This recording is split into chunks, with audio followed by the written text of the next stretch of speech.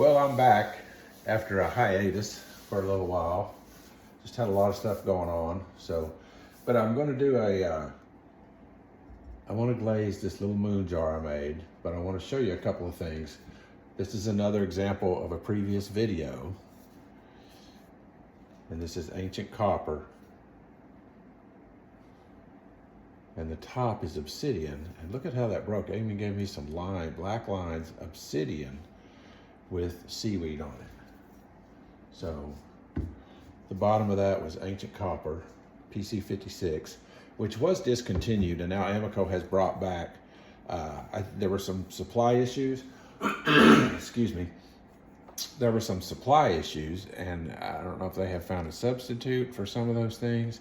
I have not tried the new version. These are some old versions that I was still holding on to, and I just used very sparingly. And then with the Obsidian C1, which is a Celadon, and the Potter's Choice seaweed over the top of it. And a lot of times this is on porcelain. It's a very, very white clay, just porcelain. I've got my junk glaze on the inside. But this one really broke. I put the seaweed on probably 4 or 5 coats on top of, maybe 6, on top of obsidian, and I got more of a green here. Oftentimes I'll get a real blue. What I'm going to do on this one here, I'm actually going to do obsidian, make the whole thing black, and then I'm going to put some Smoky Merlot over that on the bottom part, which a lot of times will give us a real deep burgundy color. And then I'm going to do on this other part that's obsidian, I'm going to do the seaweed and see if we don't get some blues and different colors that run into this.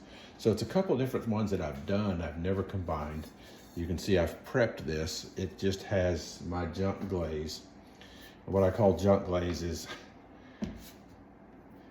let's see, no branding, okay. But I wash my brushes in here, and then I'll let these sit for a couple of days, and all that glaze material will sink to the bottom. And then I'll pour the water off the top, and I put it in just a little quart jar that I have, and that builds up over time of that little bit of glaze. And I use that to line vases, things that are non-food safe, things that I'm not going to put it in a mug or a bowl or anything somebody's going to use. But in a vase, you're just trying to make it waterproof, and that works great in there. Usually by the time it all settles in that quart jar, then you pour the water off the top of it and shake it up real good. You get a pretty nice little glaze that you can use for lining non-food use type items here. So the other one I wanted to show you here is real quick. This is a new glaze. My wife picked it up. It's called Solar Rainbow. I have no idea what this is going to do. It's very specific on the label that it runs a lot. You need to have a drip catcher on it. You do not want to glaze both sides of the item, so you don't want to take a pot and do inside and outside because it off gases really weird. It's supposed to give you some really neat colors. I was out here playing with the grandkids, and we did this little turtle, and so I'm going to put that on the turtle shell. And it says you want multiple coats. It wants like 3, 4, 5. You want it really thick. I have no idea what this is going to do, but my little turtle was going to come out of the kiln when I do my kiln opening, and you'll get to see this little guy and see how Solar Rainbow did on his shell. That's just a new one. And then this one will be coming out of the kiln too. I wanted to show you this. Just these are just little mugs I do for locals, little Arkansas mugs. And this is tourmaline PC27, which is a Potter's Choice, and it's really pretty by itself. It has a nice break to it. You get those little copper on the edges, tourmaline. But what I did with this one was, at the rim, you can see right up here, we put Potter's Choice Honey Flux, and that'll give us a little bit of run and drip, give it some character at the top, without just making it just a plain straight one color. And I did that on the inside and the outside, and we'll see what happens with that. But I wanted to show you a couple of different combos here going into this before I start glazing on the other one. And then you'll get to see them when they come out of the kiln, what we talked about here. So I'm gonna get started. I'm almost out of obsidian. I'm getting really low on it. But I'm gonna glaze this one. And for those of you that like the full view of me not just telling you how I did it, but showing you, I'm gonna do it. And looks like I've got my, let's see, I have a sponge here somewhere.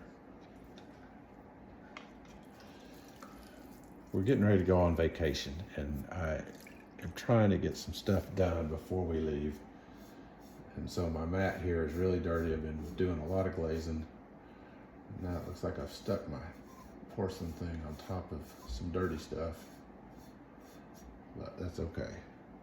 There, if you can see that, just like I tell you guys all the time, it's my little cut that I go right up to, and get a nice big brush, because this is a big piece and I have a lot of things to do today, and I don't want to be out here all day long.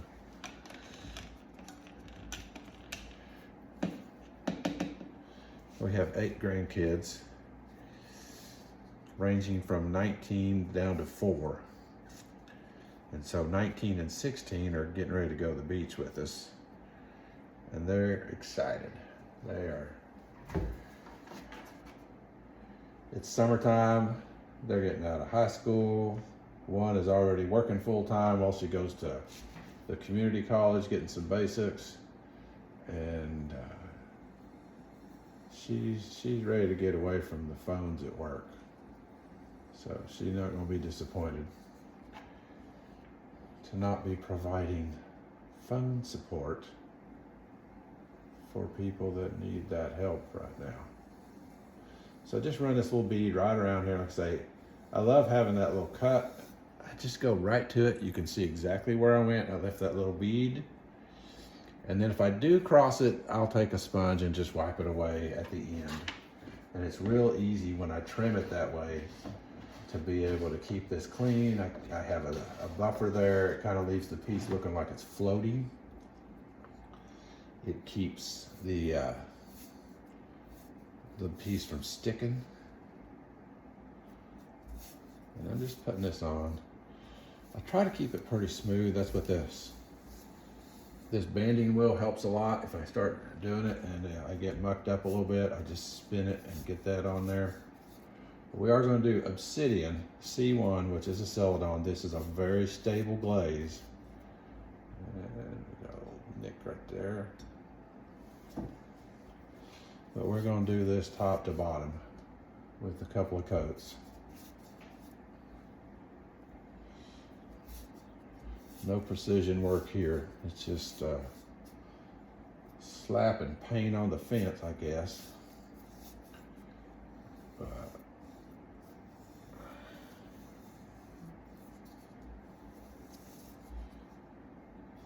so I'm at the very bottom of my Obsidian. I'm hoping I've got enough to get this piece finished. If I don't, hey, we'll see what happens.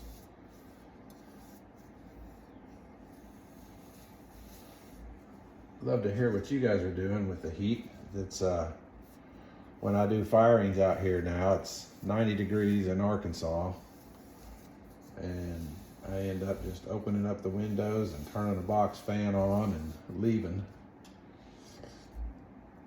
And luckily, this old kiln I got, the 2 of them, but the one I use for glaze, well, it does a firing. Like I say, this piece right there, with all those crystals and everything, that fired in 5 hours and 15 minutes.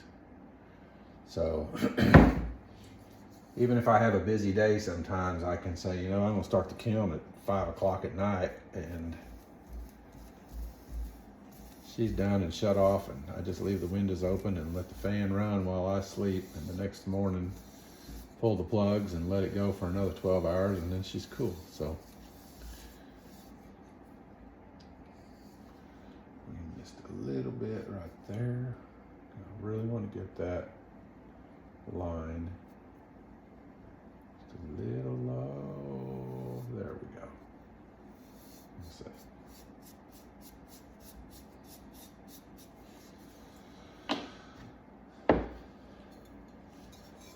Flip that over, get the top. This is solid porcelain. You can see how yellow that is. I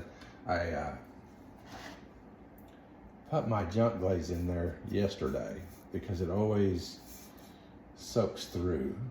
And if you don't let that dry ahead of time, you'll get some crawling and it just doesn't work out real well. So it's better to line these early.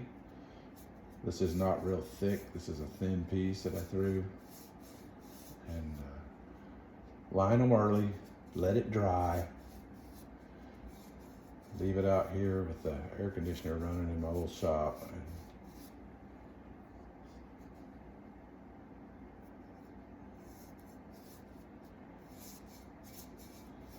that's pretty quick and easy to just get you a big old wooden brush like this from your local shop and get some glaze on it.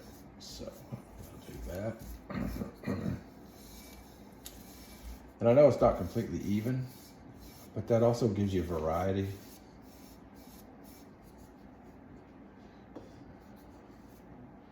I know a lot of potters, and I'm sure you do too, and they do beautiful work. And they do very precision stuff, but I kind of like the organic sometimes. I do both things. I like to have things very precision, like that other piece over there with the copper and all that looks so good. But it's also, some of my favorite pieces are ones that aren't perfectly round, aren't perfectly straight. You know, they just give you so much character. All right, let me get some drying going here.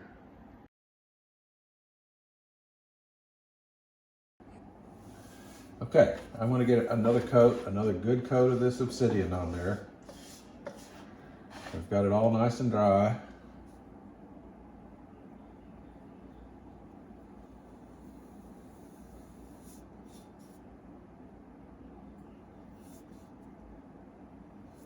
I was really surprised. We are going to the Panhandle of Florida, and thankfully the resort we're staying at has several large pools.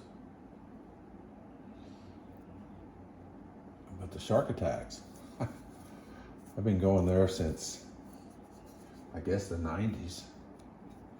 One of my bosses, way back in the day when I worked in IT, used to take his daughters down to Destin. And this was before it was had really grown up. And he was telling us, go down there, you know, get your chairs, get your umbrella for the week. Just go ahead and pay for all of it up front. Then you just walk out every morning and it's waiting on you. So how many of you guys have been to Captain Dave's on Old 98? But that was such a wonderful place. I haven't been there in a long time, but this was when it was just Old 98 highway before the hurricanes took it all out, and I don't know how much of it's the same anymore. But we would go there, and you couldn't have been very far from the beach. We'd sit, get a window, get a reservation with a window table, where you could throw a stick and hit the ocean almost. And my wife loves blue crab, and I'll eat anything. Big fan of, I'm sure we'll go down there and hit the seafood market and load up on shrimp, and I cook as well as pottery, and the wife and grandkids have no problem eating what I'll be cooking all week with all this fresh seafood down there.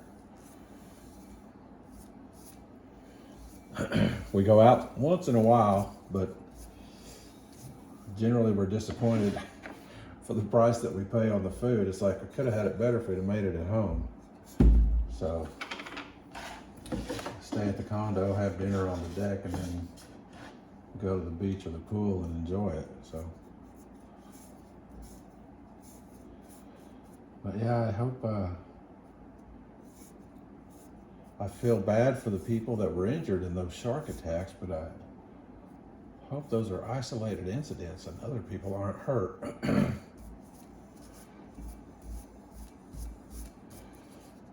Because it's a great place to vacation. If you haven't been to the Panhandle, last year we went at Thanksgiving, just the wife and I, and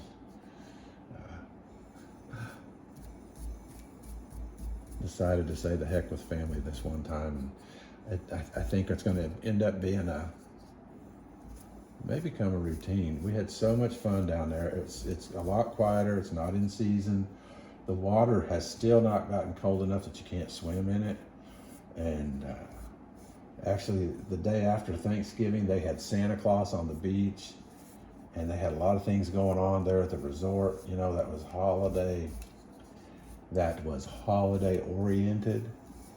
And it was just, we had a really relaxing time with the two of us just kind of hanging out.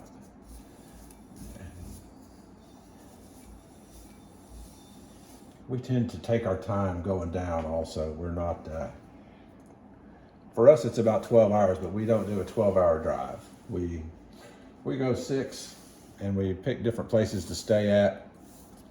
A lot of times we stay in Monroe, Louisiana. I kind of like Monroe. It's just complete halfway point, and there's some good places to eat there. You get some good Cajun food, and we've enjoyed it there. And so we'll do that. We'll do 6 hours, and then we'll stop, and then we'll do 6 hours the next day, and we roll in there and hit our resort in the afternoon. So, all right, time to dry some more.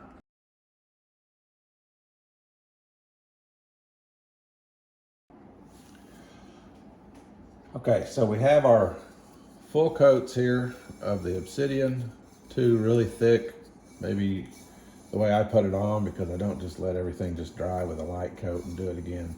There's probably 3 good coats on here. And then we're going to put our colors on here. Just getting that ran a little bit. I hate to stick a wet brush in a bucket when I know I got glaze I could put on a pot. I'm cheap, I guess. So I try to get it on the pot one way or another the best I can. There we go. All right. Wipe away those lids so they don't stick. Yeah, Bob the anal potter here. I tend to keep things neat and clean, and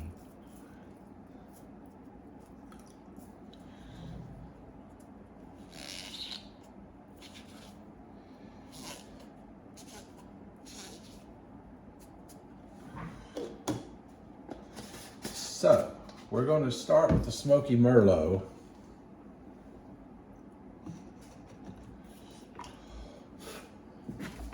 Dry that up.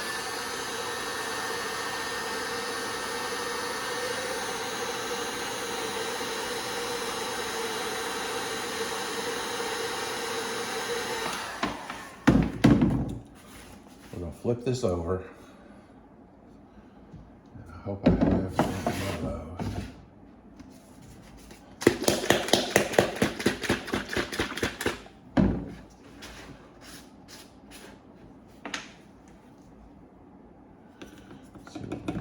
Here.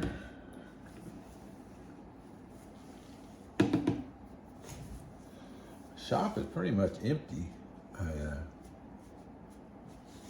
hauled everything into the local mercantiles, and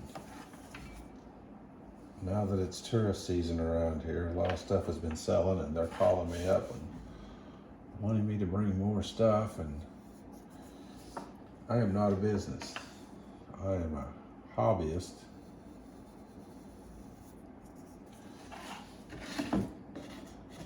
And I can promise you I lose money at this because of all the expenses I have, and clay and electric and all that. I'm not making any money, but it gives me something to do, and I enjoy it, and I enjoy sharing it with you guys so you can use it maybe in your business.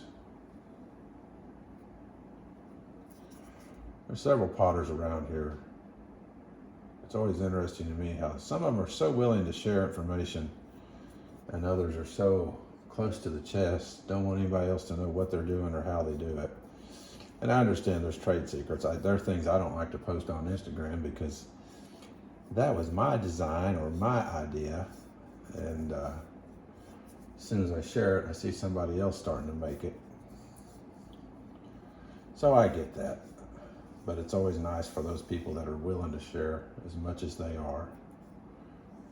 Especially some of these guys that have made a career their stuff is going to sell just based on their name because they're that good. And I consider myself lucky or blessed to have been able to make those acquaintances.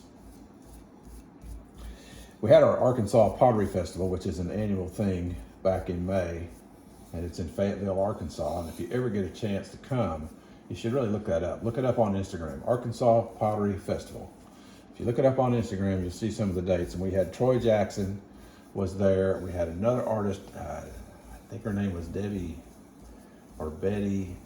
These are a couple of Indian artists that do pottery. She did hand building that was just amazing. Some of her stuff has been in different museums. Same with Troy. I feel bad that I don't remember her name, but I interacted with Troy a lot, and he actually had some pieces that he had made that were wet. That was greenware, and he does a lot of carving and stuff with his pottery. Well, what he did was he threw a whole bunch of pieces there, and he handed them out to the crowd to carve on and let people carve on these pots. One of the one piece, I actually asked him what he was going to do with that, and he's like, well, somebody was going to come and get it. He said they never came back. Do you want it? And I said, yeah, heck yeah, it's still green. It's sitting up here. I'm ready to put it in a pot, and it's a Troy Jackson. Look up Troy Jackson, Indian art. He is considered, as he puts it, he's a funny guy, and he's very humble, and he was such a joy to talk to and watch do his work. But he is considered a national treasure because of his work. And he makes the comment, one of his jokes is that I guess when I'm dead, I'll be a buried treasure. But he has some works in the Cowboy Museum in Oklahoma City. I can't tell you, I thought he was very humble in his presentations, that he did not really even show some of his best work. The man is amazing with his sculpting and everything that he does. He has such a testimony for how God has helped him get to where he's at and what has happened in his life. It was wonderful to listen to him, and the amount of skill that he has and the talent is just something. And I feel really lucky to have one of his pieces here, and I haven't been able to get it in a bisque kiln because I've got so much stuff I'm trying to get through. But I did have to bring it home, and I finished carving on it, and I ended up putting a handle on it like I've seen his style and tried to keep it as true to him as possible. It would have been great if he would have signed it, but there's no way I would have even asked him to do that if he didn't finish it. But Arkansas Pottery Festival, every year they have artists that come in. They have demonstrations. It's just really, really a nice event. It's 3 days. I mean, if you want to hang around after the show on the last day, they actually had a barbecue with music, and it's not just for presenters. My wife and I were not presenters. I've never displayed there, and maybe I just kind of I don't have enough stuff because I don't do a lot. And the other one is, it's, if you're a hack like me that's been doing this for a few years, and then you see some of the skill sets down there, it's like, do I really want to put some of my work in there? I don't think so. But I know other people that have, that I would consider peers, and they do well, and it's a neat thing to do. So anyway, look it up. Time to dry.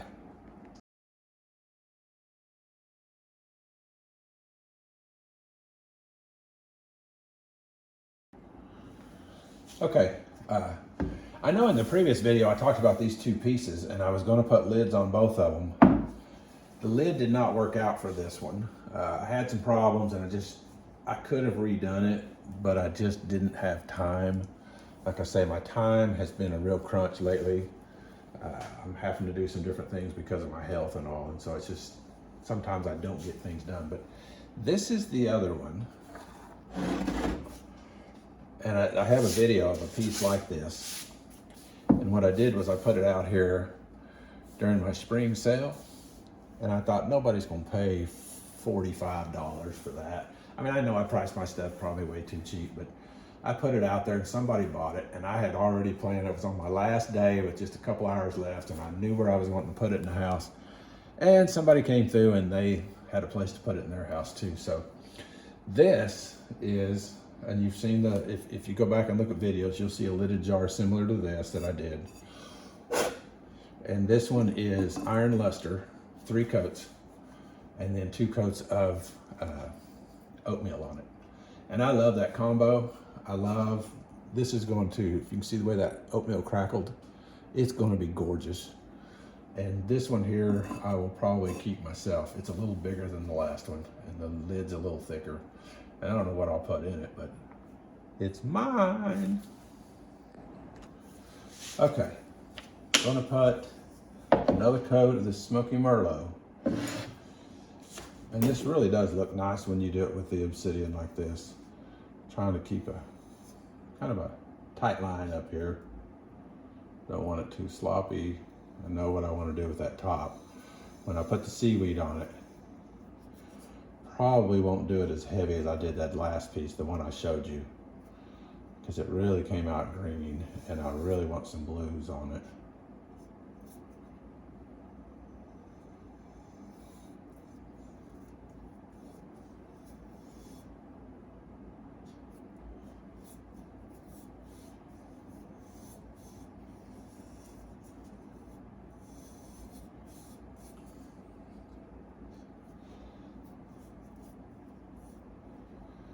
Yeah, I got up to, it was in the 90s, mid to upper 90s in this shop with the windows all open and the fans blowing a couple days ago when we emptied some of this other stuff out.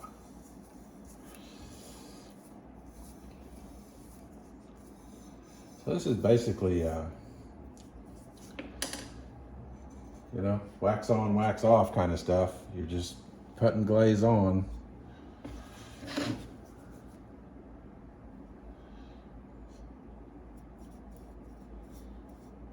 Get your layers right. Do your research.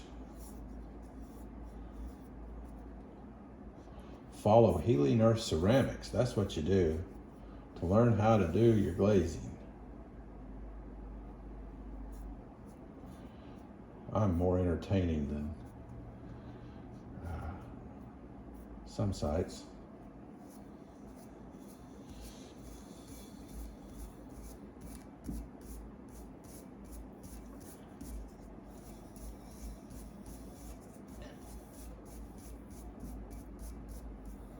We do have a lot of,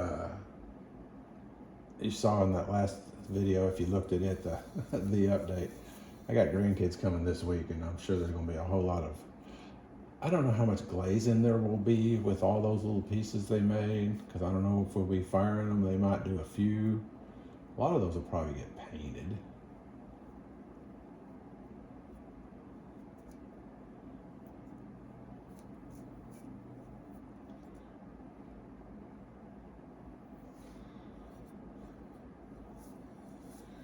They were going to do those last week, and when my granddaughter got here, she was here after the grandson. She got picked up from a summer camp she was at. She wasn't feeling too great, and then that went downhill. After she got here, she got worse, and so she ended up going home, and nobody painted or glazed anything. So we'll get to that next time. Get that back in the frame a little better. Sorry for that.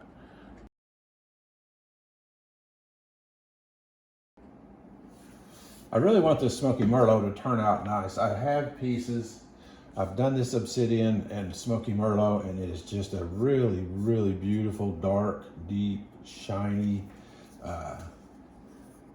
really like a Merlot. I mean, it is a purplish glaze, and it is so beautiful.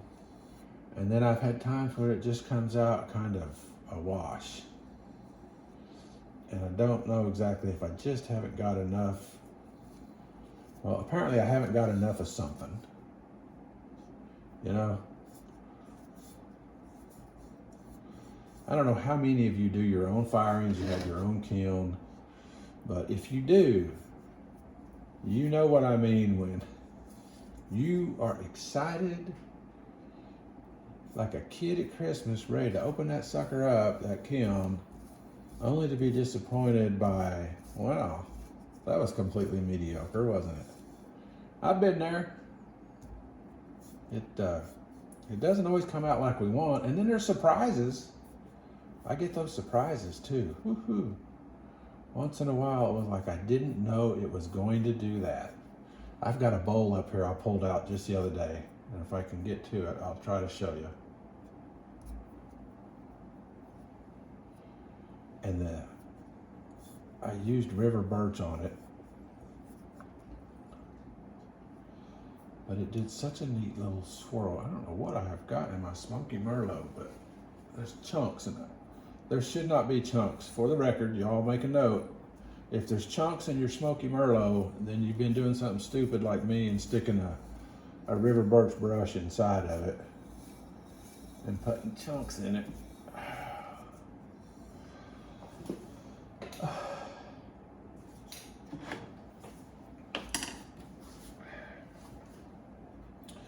So we're about to get 3 good coats on here.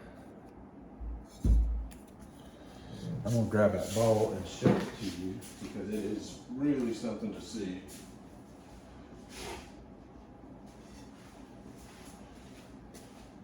Looks like my battery has died on my light, but look at that. It's like a big old 12-inch bowl, and the center of that just turned out so cool.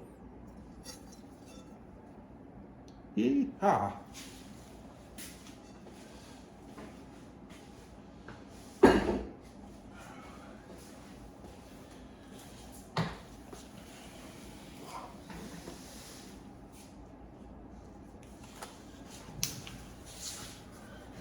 So we'll finish this one up, but yeah, sometimes it can go both ways with surprises. And those good surprises are really a lot of fun.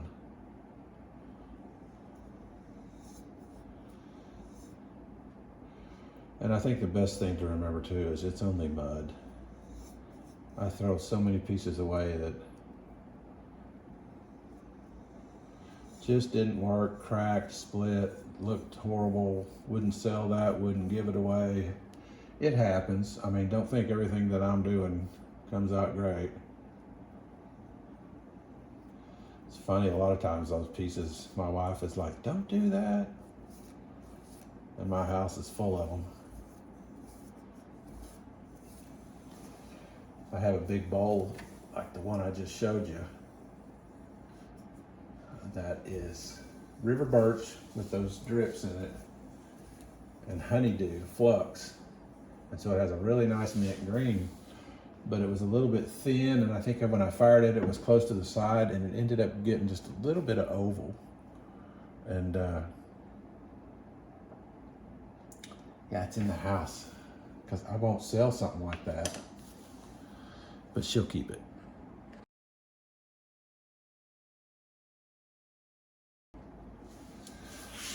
Okay, so we're done with that. Clean this brush up a little bit, and we're going to move on to the top here that we're going to do seaweed, as I've stated, on top of our good old Obsidian.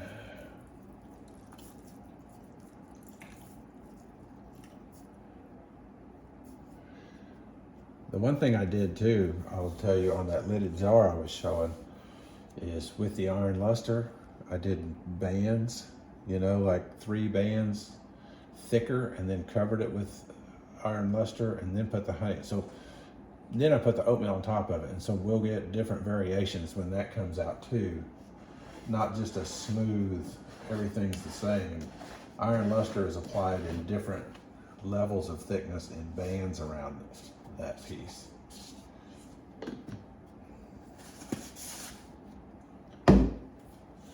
So, let me get a nice big brush here. Seaweed is so thin. It's a really thin glaze, and it will run if you're not careful. So you really want to watch what you're doing, or you'll end up having seaweed run right down on the side of your pot. Like in this instance, I don't want it to go anywhere except for the top until it gets fired, and then I want it to kind of run down in that Smoky Merlot. But if you're not careful, because the glaze is so thin, I mean, you can hear she's a runny glaze, and I mean that in the sense of the thickness of the glaze as well as when it gets fired, how much it runs. So don't go too close to the bottom on it either. See if we can't get this thing centered up a little bit. That helps me.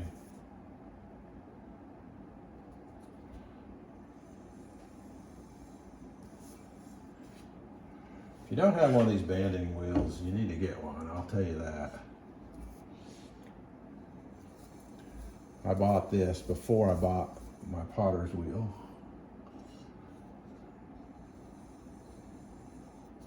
And I think it's one of the best purchases anybody can make is one of these banding wheels. These are Shimpo banding wheels. This one I think is, I can't remember. I think I have a video out there about it. 28 pounds or something like that.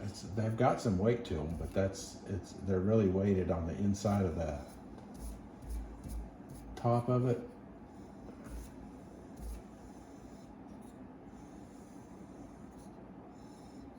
And that really helps these things just keep spinning on you.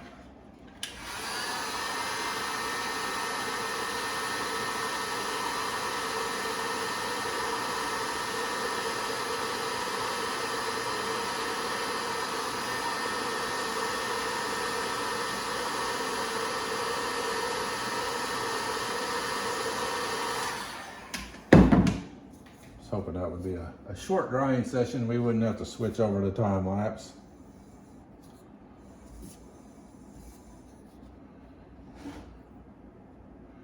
Trying to get this done. I want to go get a new battery put in my car before I hit the road.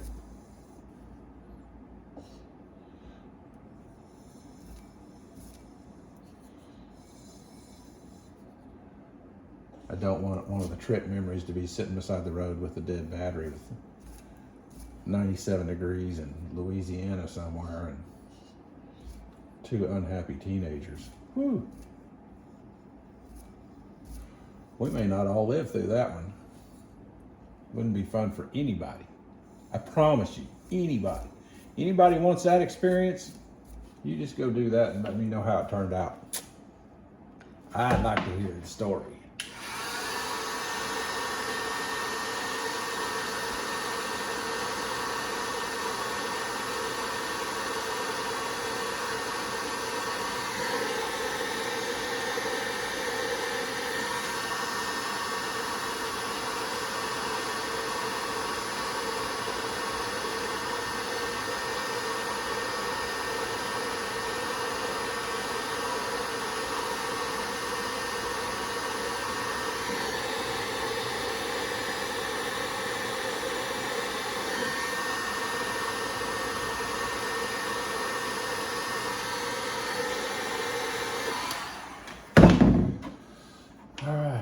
And as you can see, that banding wheel just keeps spinning. Really nice.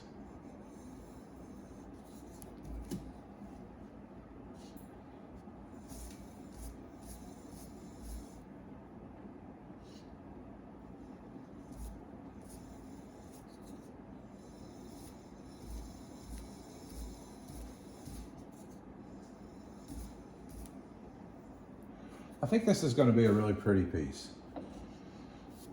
I hope it's not one of those disappointing moments. We will see. I am going to try to get this firing going.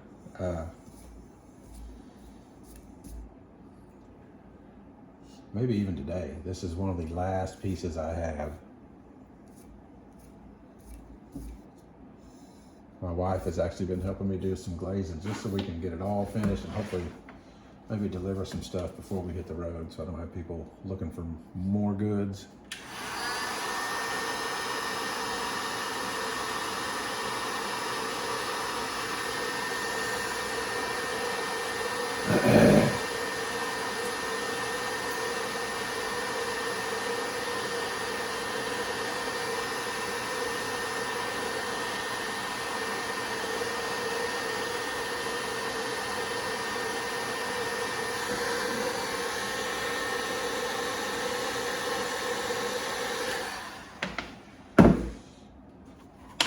All right, I'm gonna do one more coat of this, and I'm just gonna do it right up here at the top. Maybe then we'll get a little more variation. We'll have a color at the top, colors farther down. Yeah, there we go.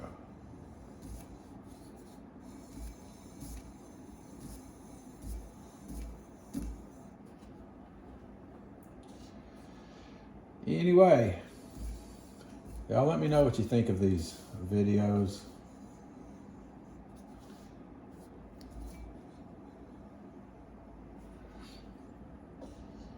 I don't throw a lot of stuff. I'm wanting to get to where I can. Summer's just so much going on. And I only have so much energy to go around. So, between the heat and grandkids and trying to keep the yard up,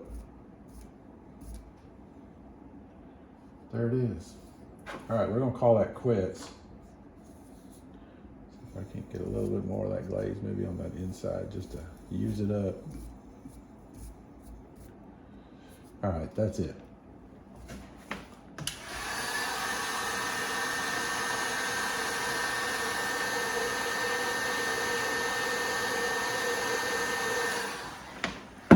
All right, we're gonna quit right there. And then I will film the kiln opening. And you will get to see the turtle come out.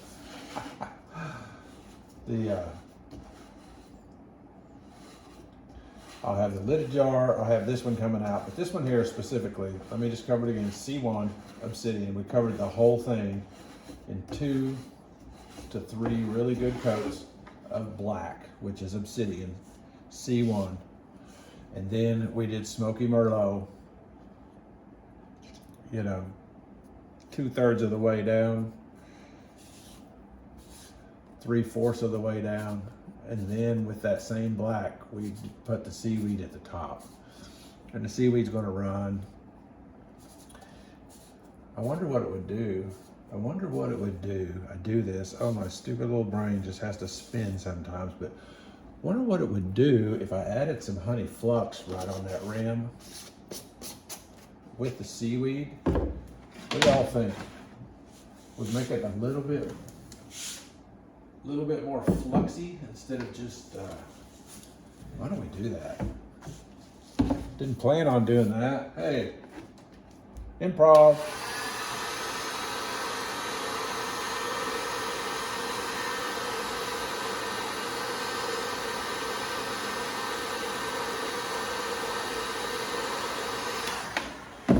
All right, we're gonna do it. We're gonna take, I'm gonna put honey flux. I'm gonna put some flux glaze in here real quick on the rim with my seaweed. Never done this one. So I want some movement here. So here goes. We're just gonna do this right here. And let's see what happens. We're all gonna learn together.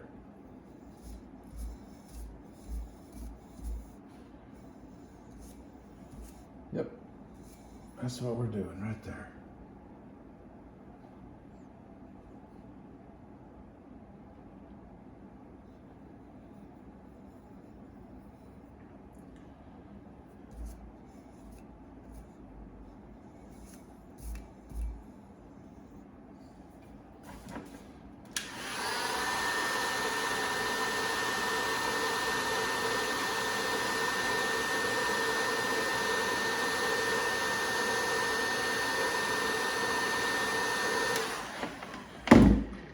It's all about movement. It's all about trying to get some of these glazes to me to run. When I've got this big jar like this, it's not going to run off the bottom. I know for sure that the Obsidian and the Smoky Merlot on this bottom, they're very stable. We went right down to the bottom and you'll see this is not going to run off.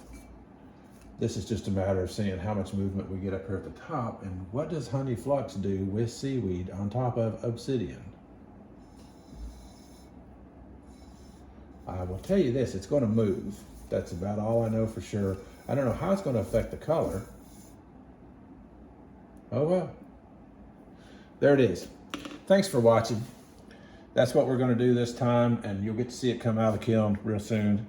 And please like, subscribe, and comment, and I appreciate every one of you. Thanks. Have a great summer.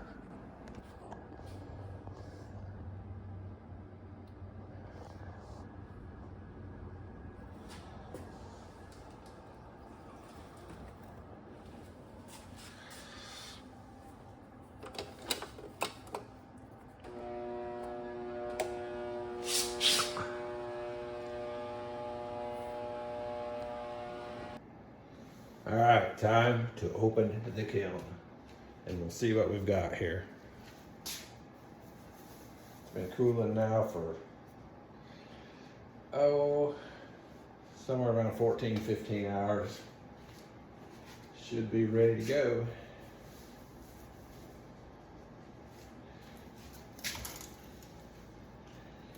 There we are. Ooh. All right, here's the piece I talked about. And we did get that burgundy. If you can see that color. Got a real burgundy there. Putting that Honey Flux lightened this up quite a bit. A lot of times it's darker, and I really like the way that came out. Gave us a real turquoisey. That's Obsidian with seaweed, and then we put Honey Flux on top of it. The bottom, remember, was Obsidian with Smoky Merlot on top of it to give us that burgundy. And so we've got a real pretty piece there. The other one here is this lidded jar. One of my favorites again.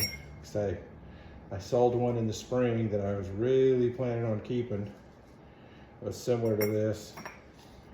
And so I wanted to make one for myself. That's porcelain, and that's iron luster with, I did some bands there, thicker bands you can see, and then covered the whole thing. And then I put oatmeal on top of it. And we got some real neat break on top of it. So, pretty little piece. I fired it all together like that. It's real clean on the lid. Just put them in there, let them fire together. No problem with it sticking. So, the rest of this is just some things that I put together. There's tourmaline on a little vase with Honey Flux at the top. It gives you a neat little break, just with some interest and some run. I like that. I've got some, what do we got here? Something sticking on me a little bit. Yeah, got a little bit of something on my kiln shelf there. It looks like I'll grind away, not a lot, just a tad. This was river birch on this little, I call it a Saturday morning scrambled egg bowl for mixing up scrambled eggs and stuff. That was river birch with honeydew. Went about halfway down and all on the inside. Real pretty. These make real pretty little bowls. And they're good to work with. This is this was one I've never done and I won't do again. It was downpour, you can see at the bottom, which is a celadon, it's blue. And then I just put iron luster on top of it because I've never done it. It's not bad, it's not ugly, but you know, if you want transparent brown, that's your match right there. Here's you see that is textured turquoise and honeydew. I like that combo. Got a little thin, I guess, here at the bottom. I didn't get it real thick. And so, but it gives you a neat, interesting break on these. Little piece mug I did. These are coyote glazes, except for this is snapdragon on top, orange red in the middle, and lapis satin down here. And it gave you a real pretty little piece mug. I like just playing with stuff like that. It's just, You're never going to find my stuff in a museum, but you know, a lot of people like a good healthy mug, and there's a nice little healthy Arkansas mug that I make. That's snow. Just regular old AMACO snow, put on really nice. I put a little ding in the handle there with some pieces that I got at the Arkansas Pottery Festival from a guy that sells these wooden things that make different shapes. There's another iron luster and oatmeal. It makes a real pretty mug. I mean, you can drink coffee out of that for years to come. Put a little peace sign in my handles like I do. Let's see. We got to a good cone 6 right there, you can see, with the witness cone. Got a little half shelf in here. And another real pretty mug, one of these that my wife likes to do, with the geometric, really red, I believe that was pumpkin or red orange in the middle. She likes that cone shape, and I'll throw them for you. This one's pretty big. That one's gonna hold quite a bit of coffee or tea or whatever you wanna put in it. But pretty nice. That was all right there. I've got just a couple of things on the bottom shelf. Again, we got to a good cone 6 right there. So I kind of play with these manual kilns. The bottom shelf won't get as hot as the top, so I kind of turn the bottom up a little bit faster than I do the hot before I lock it all down and let it just run. And I gain some heat there. But we got a good cone 6. Oh boy. I forgot about some of this stuff in here. This is going to be interesting. Okay. Well, this is one of our little holy bowls, and that turned out decent. This is a refire. It wasn't real thick the last time, and she wasn't happy with it. So this is Sunset Pink from Coyote. And that turned out nice. Just a little, we call them holy bowls. I throw them and she carves on them. And here's just a little heart bug. I threw this, I don't know, I was just playing, and I do that sometimes. And then I took the piece that I cut my heart out of, and I just made a little spoon that goes in it, and it's just a neat little teacup with a heart spoon and a little red heart on it. That's snapdragon and snow on that, with Bracker's peppered wheat clay. It's nice. And almost here. I got to show you this. This is my little turtle, and I put that, whatever that was, solar rainbow on it. Look at that little guy. Look at that. Did that not turn out pretty cool? Now I put like 5, 6, 7 coats. I put a lot of that solar rainbow on there. Did not do anything on the bottom, but I made this little turtle here, and then I loaded that up with it, and it came out really cool looking. So it's just having fun, playing in the studio. My wife did a snail, and it didn't turn out too well on it, so she refired it. And I don't know if it's the vertical. It did come out okay. It's a lot better the second time around. But I think if, watch me drop it while she's gone and bust it on her. If it was flat, I think it would fire better than this vertical like that. Is probably not the best way to do it.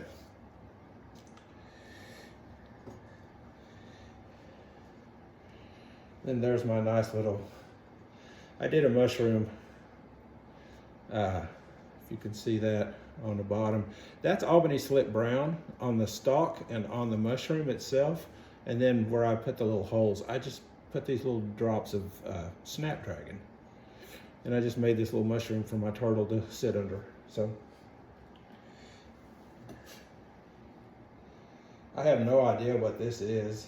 I just, looks like honeydew and something on a little vase. And then we've got tourmaline on a, like I did on that other one with the honey flux. And we've got one more thing here. Oh yes, this was wasabi with seaweed. Well, you got some really cool break right in there, some color on it. A lot of times this will break, oddly enough, to pink where they meet. That's a pretty mug, nice little bubble mug. That's it. That's all we got. Thanks for watching. Please like and subscribe. I appreciate you guys. I hope you use some of these combos and make something pretty for yourself. Thanks. Bye.